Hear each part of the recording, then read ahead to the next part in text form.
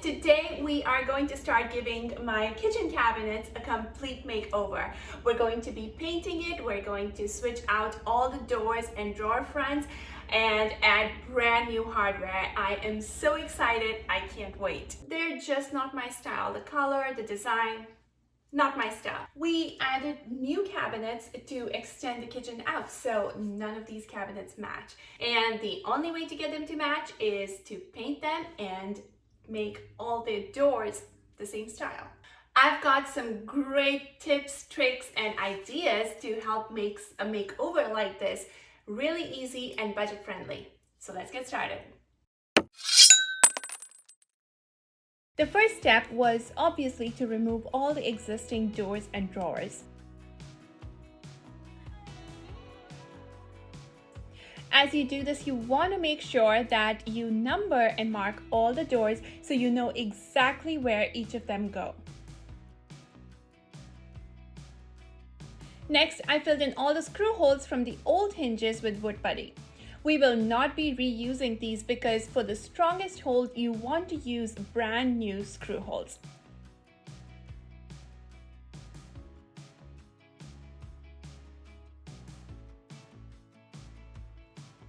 Now to paint the cabinets, first we need to clean it, and I did this using a TSP solution in hot water, which removes all the dirt, grease, and grime.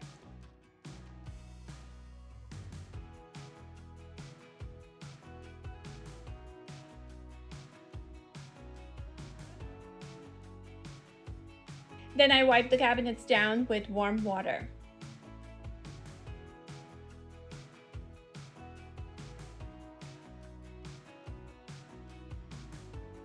So in this kitchen, we have two types of cabinets. We have the laminate veneer and we have the unfinished wood, which are the new cabinets. The unfinished cabinets are really straightforward. You just prime them and paint them. With the laminate veneer cabinets, there is an extra step. You want to kind of roughen it up, sand it a little bit so that the primer has something to grip onto. You could do that with fine sandpaper, but I really want to minimize the amount of dust that I create. So I am going to be trying liquid sandpaper. Now, I have never used this before, so we're gonna find out how it works. On my first try, I simply wiped the frame with the solution, and that did not work. After a little bit more research, I found that I had to leave the solution on for 15 minutes to dry for it to really work. So I did that.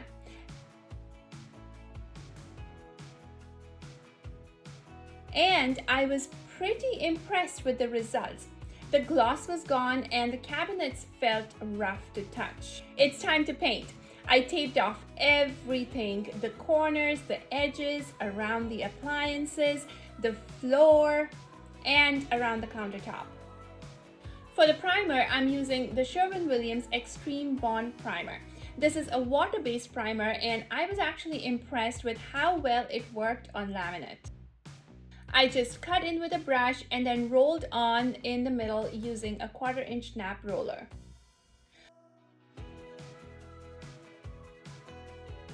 Once it was dry, I used a fine sandpaper to sort of knock down any texture that had shown up, especially on the cabinets that were raw wood. Now for the paint. I used the exact same procedure as with the primer. I cut in on the edges and everywhere else a roller could reach, I used a roller to roll on the paint.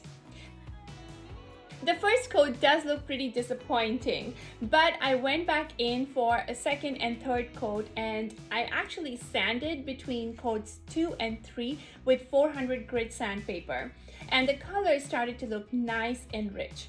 Unfortunately, I lost my footage for that part, but you can see what the paint looks like now. Okay. It has been 3 days since I painted these cabinets. They have had enough time to cure and they passed the fingernail test. What is the fingernail test? Basically, you take your fingernail and you scratch it against your newly painted surface.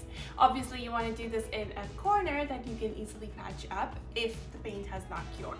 But if you can run your fingernail across the surface without damaging it, you're good to go. Now it's time to put the doors and the drawers back in. For the doors and the drawer fronts, I am partnering with a company called New Cabinet Doors.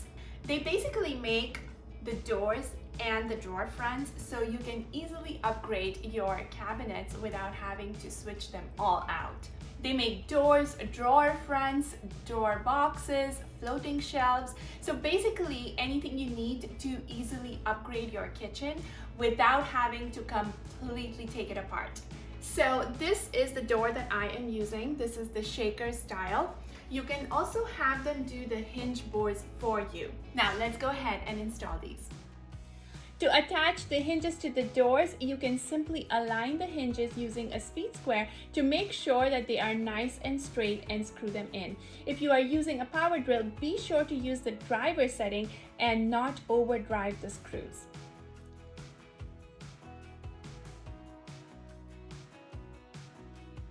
While attaching the door to the cabinet frame, I like to use a level that is clamped onto the cabinet. This helps me keep the door level at the location I need it, as well as it gives me something to support the door on as I attach it. Then just mark, pre-drill, and attach the screws.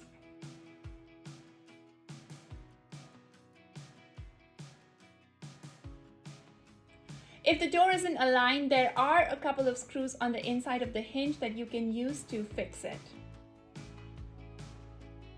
I use the Craig hardware jig to attach the pulls, and done. Now for the drawer fronts. I started by making the holes for the drawer pulls using the Craig hardware jig. Then I pre-drilled a couple of holes on the sides of the existing drawer box. Then I aligned the drawer front onto the drawer and added a couple of temporary screws through the hardware holes. These will hold the drawer front in place while I add the screws from the inside through the pre-drilled holes. And then I just removed the temporary screws and added in the hardware.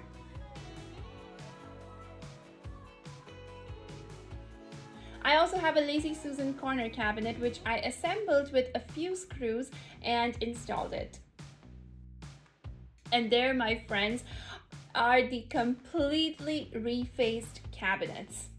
We saved a whole ton of money by simply keeping the existing cabinet boxes, painting them, and adding whole new doors, and now it looks like a whole new kitchen. I've got one more quick project in this space, and then it's going to be time for the complete kitchen reveal. Stay tuned for that.